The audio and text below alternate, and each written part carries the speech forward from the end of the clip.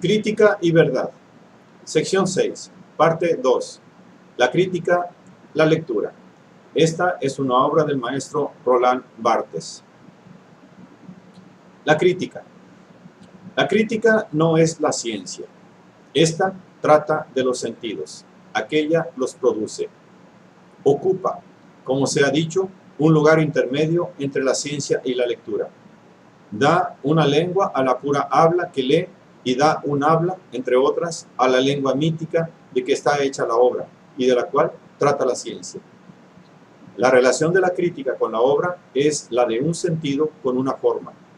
Imposible para la crítica el pretender traducir la obra, principalmente con mayor claridad, porque nada hay más claro que la obra. Lo que puede es engendrar cierto sentido, derivándolo de una forma que es la obra. Si lee La file de Minos de Pasífae, su papel no consistirá en establecer que se trata de Fedra.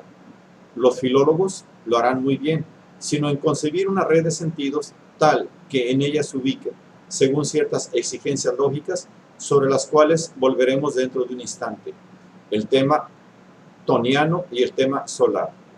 La crítica desdobla los sentidos, hace flotar un segundo lenguaje por encima del primer lenguaje de la obra, es decir, una coherencia de signos. Se trata, en suma, de una especie de anamorfosis, dejando bien sentado, por una parte, que la obra no se presta jamás a ser un puro reflejo. No es un objeto especular como una manzana o una caja. Y, por otra, que la anamorfosis misma es una transformación vigilada, ambas sometidas a sujeciones ópticas. De lo que refleja, debe transformarlo todo. No transformar siguiendo ciertas leyes, transformar siempre en el mismo sentido. Estas son las tres sujeciones de la crítica.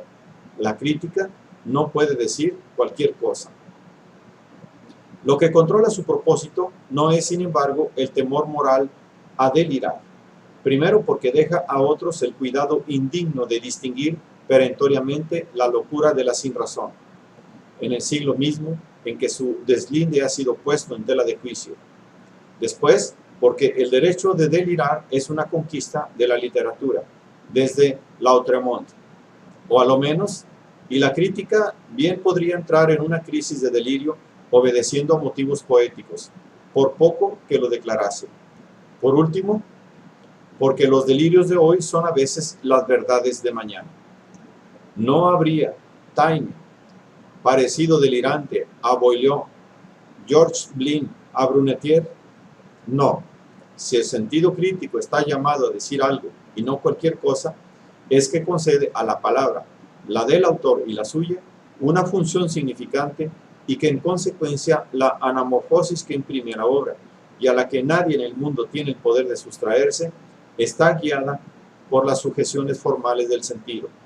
No se halla un sentido de cualquier modo, de cualquier duda, inténtese hallarlo. La sanción del crítico no es el sentido de la obra, sino el sentido de lo que dice sobre ella. La primera sujeción es la de considerar que en la obra todo es significante. Una gramática no está bien descrita si todas las frases no pueden explicarse en ella. Un sistema de sentido no cumple su función si todas las palabras no pueden encontrar en él un orden y un lugar inteligible. Basta con que un solo rasgo esté de más para que la descripción no sea buena. Esta regla de exhaustividad, bien conocida por los lingüistas, es de muy otro alcance que la especie del control estadístico que intentan imponer al crítico. Una opinión obstinada, proveniente una vez más de un presunto modelo de las ciencias físicas, le dice al oído que solo puede retener en la obra elementos frecuentes, repetidos, a menos de hacerse culpable de generalizaciones abusivas y de extrapolaciones aberrantes. Usted no puede, le dicen, tratar como generales situaciones que solo se encuentran en 2 o 3 tragedias de Racine. Hay que recordar una vez más que estructuralmente el sentido no nace por repetición, sino por diferencia. De modo que un término raro, desde que está captado en un sistema de exclusiones y de relaciones, significa tanto como un término frecuente. En francés, la palabra baobab no tiene más ni menos significado que la palabra amigo. El descuento de las unidades significantes tiene su interés y de él se ocupa una parte de la lingüística, pero este descuento esclarece la información, no la significación.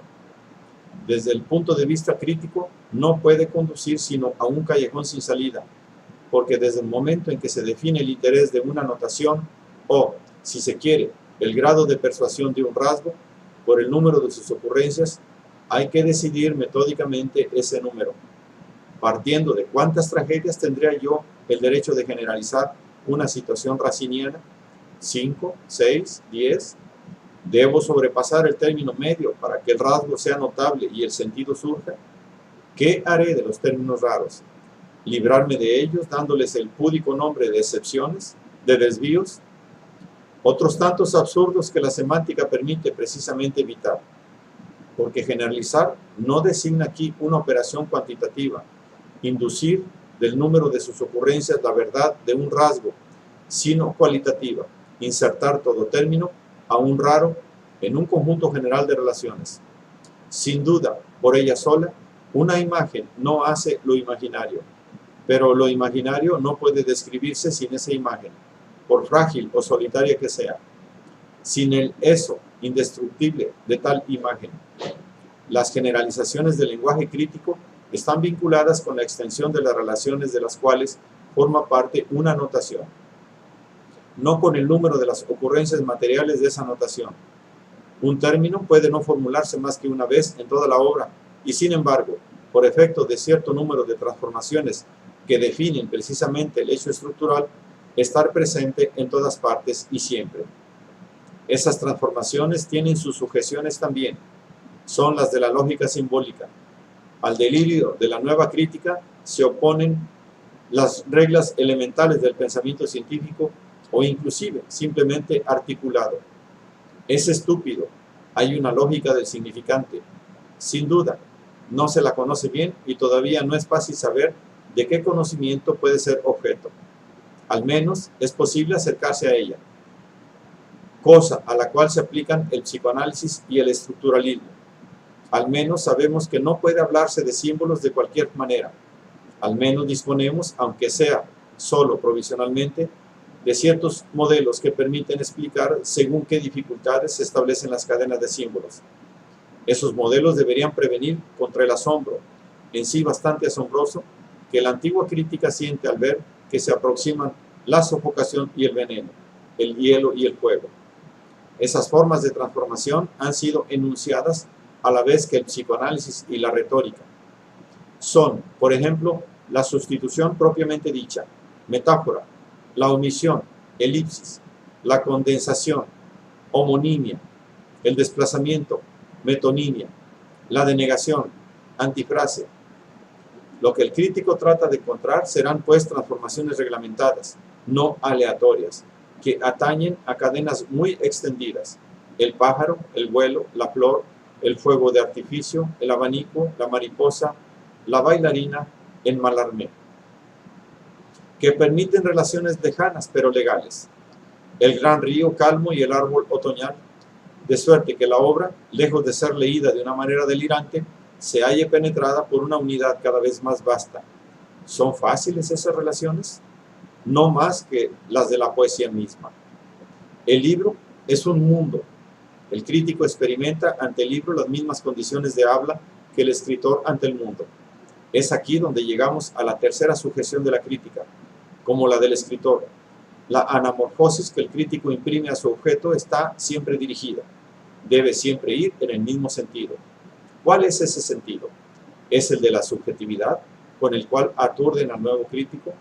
Por lo común se entiende por crítica subjetiva un discurso dejado a la entera discreción del sujeto, que no tiene en cuenta para nada al objeto, y que se supone, para mejor abrumarlo, reducido a la expresión anárquica y charlatana de sentimientos individuales, a lo cual podría ya responderse que una subjetividad sistematizada, es decir, cultivada, proveniente de una cultura, sometida a sujeciones inmensas, surgidas ellas mismas de los símbolos de la obra, tiene más probabilidades, quizá, de aproximarse al objeto literario que una objetividad inculta, cegada con respecto a sí misma y amparándose detrás de la letra como detrás de una naturaleza.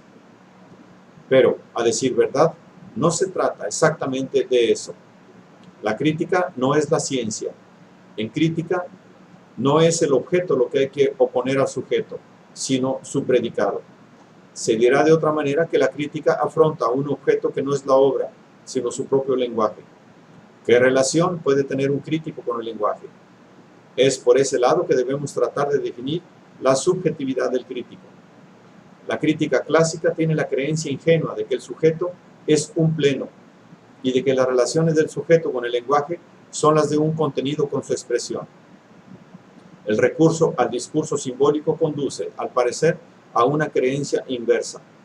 El sujeto no es una plenitud individual que tenemos o no el derecho de evacuar en el lenguaje, según el género de literatura que se elija, sino por el contrario, un vacío en torno del cual el escritor teje una palabra infinitamente transformada, inserta en una cadena de transformación, de suerte que toda escritura que no miente designa no los atributos interiores del sujeto, sino su ausencia. El lenguaje no es el predicado de un sujeto inexpresable o que aquel serviría para expresar, es el sujeto. Me parece, y no creo ser el único en pensarlo, que eso es muy precisamente lo que define a la literatura. Si se tratara sencillamente de expresar o de exprimir, como un limón, sujetos y objetos igualmente plenos por imágenes, ¿para qué la literatura? Bastaría el discurso de mala fe. Lo que arrastra consigo el símbolo es la necesidad de designar incansablemente lo nada del yo que soy. Agregando su lenguaje al del autor y sus símbolos a los de la obra, el crítico no deforma el objeto para expresarse en él, no hace el predicado de su propia persona, reproduce una vez más, como un signo desprendido y variado, el signo de las obras mismas cuyo mensaje, infinitamente examinado, no es tal subjetividad, sino la confusión misma del sujeto y del lenguaje, de modo que el crítico y la obra digan siempre, soy literatura, y que, por sus voces conjugadas, la literatura no enuncie jamás la ausencia del sujeto. Ciertamente, la crítica es una lectura profunda, o mejor dicho, perfilada. Descubre en la obra cierto inteligible, y en ello, es verdad, descifra y participa de una interpretación. Sin embargo, lo que devela no puede ser un significado, porque ese significado retrocede sin cesar hasta el vacío del sujeto, sino solamente cadenas de símbolos, homologías de relaciones. El sentido que da de pleno derecho a la obra no es finalmente sino una nueva eflorescencia de los símbolos que constituyen la obra. Cuando un crítico extrae del pájaro y del abanico mayarmeanos un sentido común, el de ida y vuelta de lo virtual no designa una última verdad de la imagen, sino únicamente una nueva imagen, ella misma suspendida. La crítica no es una traducción, sino una perífrasis. No puede pretender encontrar de nuevo el fondo de la obra, porque ese fondo es el sujeto mismo, es decir, una ausencia. Toda metáfora es un signo sin fondo y es lejano del significado, lo que el proceso simbólico en su profusión designa. El crítico solo puede continuar las metáforas de la obra, no reducirlas. Una vez más, si hay en la obra un significado oculto y objetivo, el símbolo no es más que el eufemismo, la literatura no es más que disfraz y la crítica no es más que filología. Es estéril llevar de nuevo la obra a lo explícito puro, puesto que entonces no hay enseguida nada más que decir y la función de la obra no puede consistir en sellar los labios de aquellos que la leen. Pero apenas es menos vano el buscar en la obra lo que diría sin decirlo y suponer en ella un secreto último, al cual, una vez descubierto, no habría igualmente nada que agregar. Dígase lo que se diga de la obra, queda siempre, como en su primer momento, lenguaje, sujeto, ausencia. La medida del discurso crítico es su justeza. Así como en música Aunque una nota justa no sea una nota verdadera, la verdad del canto depende, sumando y restando, de su justeza, porque la justeza está hecha de un unísono o de una armonía. De igual modo, para ser verdadero, es menester que el crítico sea justo y que intente reproducir en su propio lenguaje, según alguna puesta en escena espiritual exacta, las condiciones simbólicas de la obra. De no hacerlo así, precisamente, no puede respetarla. Hay en efecto dos maneras. Es verdad que de brillo desigual, de no acertar con el símbolo. La primera, ya lo vimos, es harto expedita. Consiste en negar el símbolo, en reducir todo el perfil significante de la obra a las chaturas de una falsa letra o a encerrarlo en el callejón sin salida de una tautología. Opuesto a ella, la segunda consiste en interpretar científicamente el símbolo, declarar, por una parte, que la obra se ofrece al desciframiento, en lo cual se la reconoce simbólica, pero, por otra, llevar a cabo ese desciframiento mediante una palabra en sí misma literal, sin profundidad, sin fuga, encargada de detener la metáfora infinita de la obra, para poseer en esa detención su verdad. De este tipo son los críticos simbólicos de intención científica, sociología o psicoanalítica. En los dos casos, la disparidad arbitraria de los lenguajes, el de la obra y el de la crítica, es lo que hace errar el símbolo. Querer reducir el símbolo es tan excesivo como obstinarse en no ver sino la letra. Es menester que el símbolo vaya a buscar el símbolo. Es menester que una lengua hable plenamente otra lengua. Es así, finalmente, como se respeta la letra de la obra. No es vano ese rodeo que devuelve por fin al crítico a la literatura. Permite luchar contra una doble amenaza. Hablar de una obra expone, en efecto, a volcar en una palabra nula, sea charla, sea silencio, o en una palabra reificante que inmoviliza, en una última letra, el significado que cree haber encontrado.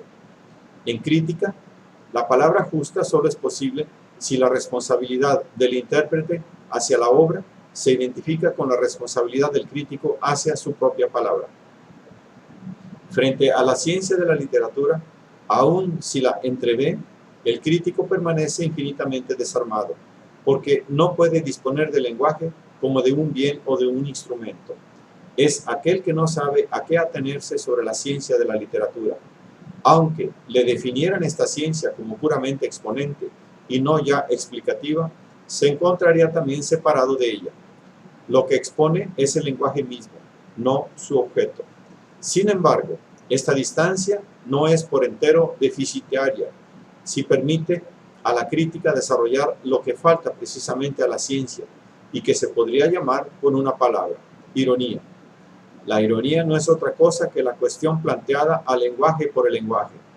La costumbre que hemos tomado de dar al símbolo un horizonte religioso o poético nos impide percibir que hay una ironía de los símbolos, una manera de poner en tela de juicio el lenguaje por los excesos aparentes declarados del lenguaje.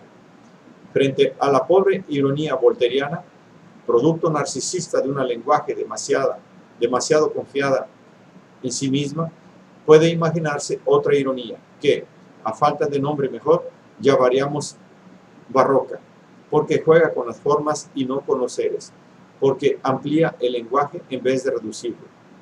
¿Por qué le sería vedada la crítica? Es quizá la única palabra seria que se le ha dejado, hasta tanto el estatus de la ciencia y del lenguaje no se halle bien establecido, lo que hoy parece ser el caso. La ironía es entonces lo que le es dado inmediatamente al crítico, no el ver la verdad, según la frase de Kafka, sino el serlo, de modo que tengamos derecho de pedirle, no hagamos creer en lo que usted dice, sino háganos creer en su decisión de decirlo. La lectura. Aún queda una última ilusión a la que debemos renunciar. El crítico no puede sustituirse en nada al lector. En vano se atribuirá el derecho, o se le pedirá, de prestar una voz, por respetuosa que sea, a la lectura de los demás, de no ser él mismo sino un lector en el cual otros lectores han delegado la expresión de sus propios sentimientos, en razón de su saber o de su juicio. En suma, de representar los derechos de una colectividad sobre la obra. ¿Por qué? Porque hasta si se define al crítico como un lector que escribe, se está queriendo decir que ese lector encuentra en el camino a un mediador temible, la escritura. Ahora bien, escribir, en cierto modo, fracturar el mundo, el libro y rehacerlo. Ahora bien, escribir es, en cierto modo, fracturar el mundo, el libro y rehacerlo. Pensemos aquí en la manera profunda y sutil, según su costumbre, con que la Edad Media había ajustado las relaciones del libro, tesoro antiguo, y de aquellos que tenían el cargo de reconducir esta materia absoluta, absolutamente respetada, a través de una nueva palabra. Hoy solo conocemos al historiador y al crítico, e inclusive se pretende hacernos creer indebidamente que hay que confundirlos. La Edad Media había establecido en torno del libro 4 funciones distintas. El scriptor, que recopiaba sin agregar nada. El compilator, que no agregaba nada por cuenta propia. El commentator, que no intervenía en el texto recopiado, sino para hacerlo inteligible. Y por último, el autor, que expresaba sus propias ideas apoyándose siempre en otras autoridades. Tal sistema, establecido explícitamente con el solo fin de ser fiel al texto antiguo, al libro reconocido, ¿puede imaginarse mayor respeto que el de la Edad Media por Aristóteles o Prisciano? Tal sistema ha producido, sin embargo, una interpretación de la antigüedad que la modernidad se ha apresurado en recusar y que parecerá a nuestra crítica objetiva perfectamente delirante. Es lo que de hecho la visión crítica empieza en el compilator mismo. No es necesario agregarle cosas propias a un texto para deformarlo, basta citarlo, es decir, recortarlo. Un nuevo inteligible nace inmediatamente. Este inteligible puede ser más o menos aceptado. No por ello está menos constituido. El crítico no es otra cosa que un comentator, pero lo es plenamente, y esto basta para exponerlo.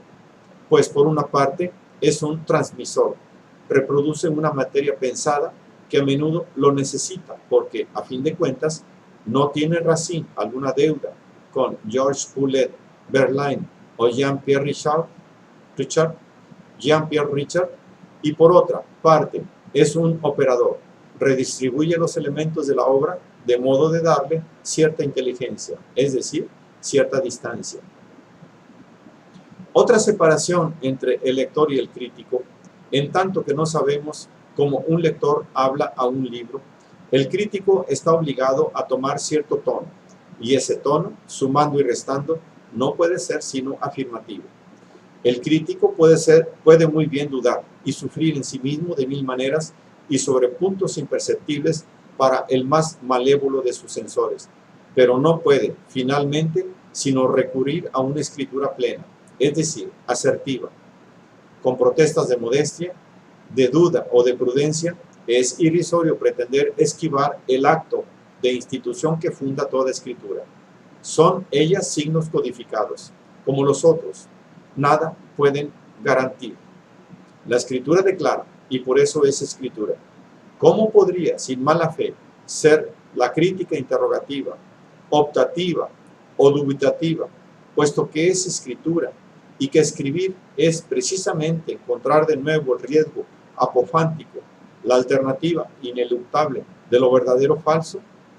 Lo que dice el dogmatismo de la escritura, si lo hay en ella, es un compromiso, no una certidumbre o una suficiencia. No es sino un acto, ese poco de acto que subsiste en la escritura. Es así como tocar un texto, no con los ojos sino con la escritura, crea un abismo entre la crítica y la lectura, y que es el mismo que toda significación establece entre su borde significante y su borde significado, porque nadie sabe nada del sentido que la lectura da a la obra como significado, quizá porque ese sentido, siendo el deseo, se establece más allá del código de la lengua. Solo la lectura anima la obra, mantiene con ella una relación de deseo. Leer es desear la obra, es querer ser la obra, es negarse a doblar la obra fuera de toda otra palabra que la palabra misma de la obra. El único comentario que podría producir un puro lector y que le quedaría sería el pastiche, como lo indicaría el ejemplo de Proust, aficionado a las lecturas y a los pastiches. Pasar de la lectura a la crítica es cambiar de deseo, es desear, no ya la obra, sino su propio lenguaje. Pero por ello mismo es remitir la obra al deseo de la escritura, de la cual había salido. Así da vueltas la palabra en torno del libro. Leer, escribir. De un deseo al otro va toda literatura. ¿Cuántos escritores no han escrito solo por haber leído? ¿Cuántos críticos no han leído solo por escribir? Han aproximado los dos bordes del libro, las dos faces del signo, para que de ellos no salga sino una palabra. La crítica no es sino un momento de esta historia en la cual entramos y que nos conduce a la unidad, a la verdad de la escritura.